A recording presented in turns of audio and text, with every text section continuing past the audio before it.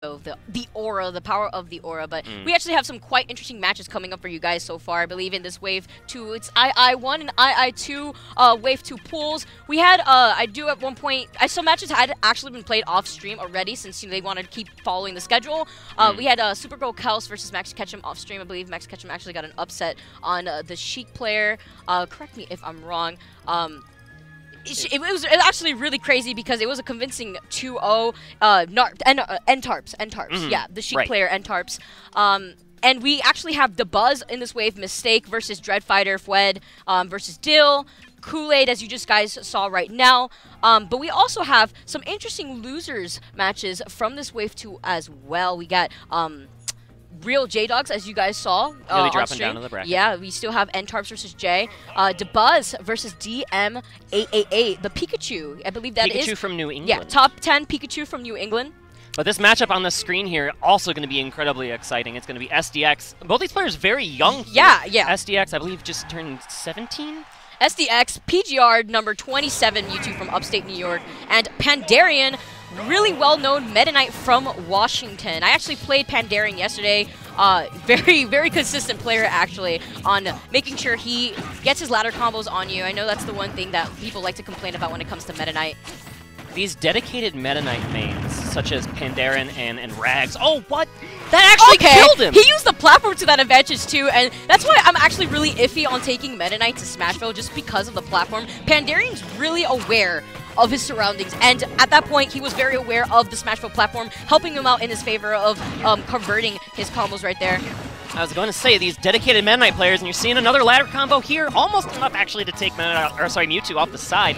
These Meta Knight players that are dedicated to the character, the longer the game has been out, the more optimized their combos have been, and Pandarian's combos are very excellent. We've already seen a great example of killing Mewtwo off the side, which sets up Pandarian with a big stock lead, just slightly behind in percent now. I actually liked how SDX had used the up tilt there as an anti-air to prevent Pandarian from trying to mix him up. Ooh, once again, trying to actually mix up a way for him to get back onto the stage there.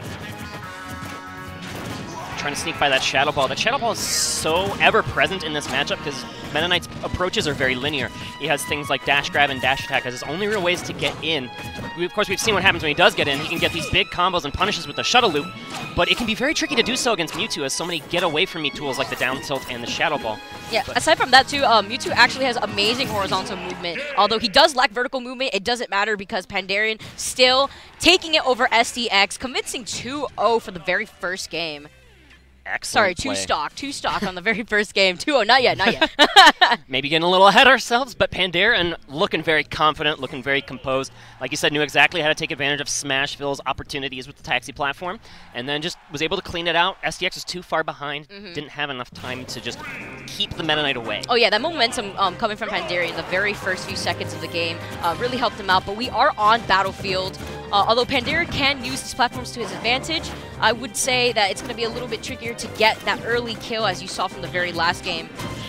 The blast zones on all sides are a little bit further away than Smashville. Of course, you don't have a platform like Smashville that will carry you all the way to the left or right side. It should bode well for Mewtwo, who has enough explosive kill power against the lightweight Meta Knight that he can probably kill him off the top anyway with an up smash at a certain percent. Yeah, especially as he tries to catch Pandarian's landing with the up smash. And he's catching landings all over the place with this neutral air. You see how he just fades left and right with that. He's controlling Battlefield.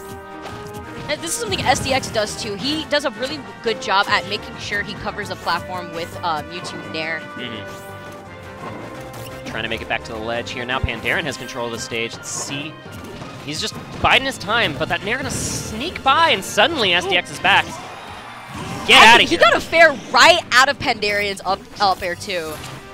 Unfortunate angling there for Pandarian. Like that was literally just the blind spot of the up air. It covers like about like 160 degrees above him or so, I would say. And it just caught right laterally. This is actually crazy. SDX basically just got that entire conversion off of Mewtwo's down tilt. Probably Mewtwo's best move. And it's actually further than Mars forward smash comes off frame 6. And it's safe on shield, so quite interesting to see. He's only taking 22%, gets the air dodge with the fair.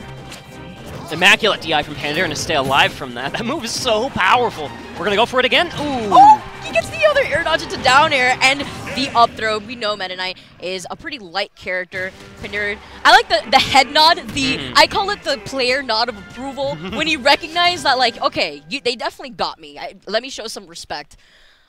That's a classic. That's an FGC classic. That's a Smash classic.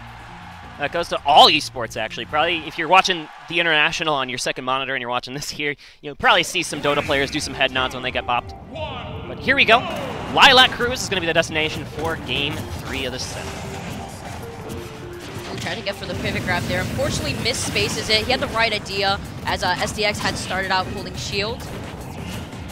I got to watch some of Pandarian's games as well at the pre-Shine Weekly on Thursday, and he does favor this stage. He likes how Meta Knight can just kind of shark under these platforms. They're a perfect little height for him to see. He did like a tomahawk under there. You don't know if he's going to do the up air or not under that platform. It's scary. Oh, that's enough! Yep. Goodbye, Mewtwo. Goodbye, Mewtwo. Mewtwo has so much advantage in just like the neutral exchanges, but you know how Meta Knight works with that linear, powerful combo game, and it's just, you see the results here. Pandarian has a very large lead. SDX is on the comeback. And you can see the momentum that Pandarian's riding on. Very different from the very last game that we saw. I like the way he mixed up his getup there. Try to bait out SDX and think that he was going to land on the platform. Instead, fast fell, landed right below the platform. Just retreating the Shadow Ball usage at the ledge. It's a little bit harder for Meta Knight to get some ladder combos started when he doesn't have extra platform to dash after he finds the dash attack, because Meta Knight's horizontal movement in the air is a little bit slower than his movement on the ground. Ooh. Dash attack, try to go for the follow-up with the up air. And at this point, you can actually see Pandaria slowing down slightly compared to how we saw the very first stock. He does have the lead, so he doesn't have to approach.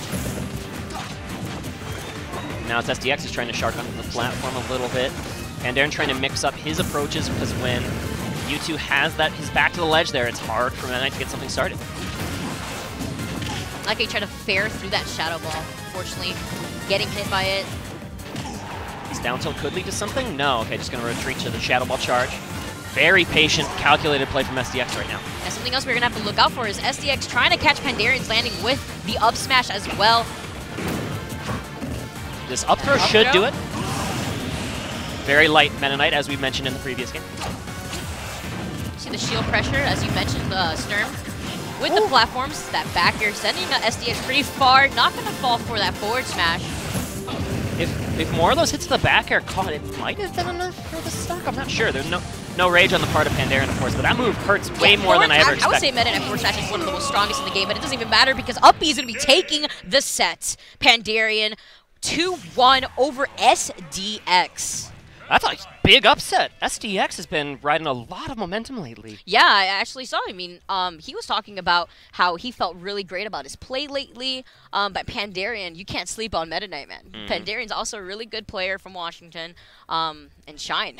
Shine, let me tell you, Sturm. Shine's looking very interesting so far. I believe we have like 472 entrances as well at this tournament. So not as much as we are kind of used to, but still a good amount of talent showing up for the tournament. For the twilight years of Smash 4, definitely a stacked tournament for sure. And I think both of those players in that previous set are two of the most underrated players currently, especially because Pandarian has been going to more and more tournaments. He's been traveling so much at a very young age. I mean, Pandarian taking the set here at Shine 2018 over PGR number 27. I would say I'd definitely take those. That was an exciting set, of course. We saw the explosiveness of Meta Knight. Yeah, no, it actually flowed either way, and I think stage preference was the main factor in that set, as you saw with Smashville platform helping out Pandarian get that stock, I want to say 30 seconds into the game, and then game 2, Battlefield, allowing Mewtwo to live a little bit longer, and you saw he basically only took 22% that entire game, but then Pandarian reversing it, game 3 on Lila, using the platforms to his advantage, just as you mentioned,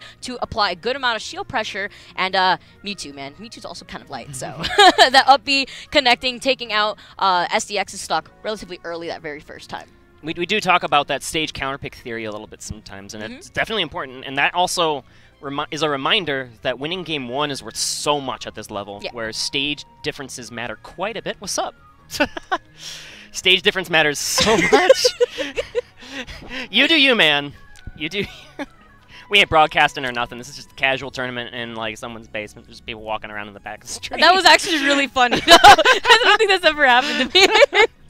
Oh my goodness, but thank you guys so much for tuning in to Shine 2018, and if you guys are around the Boston area, make sure you guys check it out. We have so many things that you guys should see, even if you're not competing. We have so many different artists here. I believe we have also a Piro artist here as well. We have Spiff, we have Steelix. Shout out to Steelix. I know Steelix stuff's great. Yeah, man. I love both Spiff Space and Steelix stuff. I know Steelix has this one shirt. I think it's all of the melee characters doing nair or back air. It's one of those two, and it looks so fresh. It actually looks fresh. I was telling him the other day. I was like, oh, okay, let's go. So we actually have panels as well going on here. For those of you guys that don't know, we have panels going into basically anything. So even if you're just trying to check out a tournament, if you're a spectator trying to see out, you know, how Smash is as a community, what's going on, guys, check out Shine 2018 because we got a lot of stuff here for you.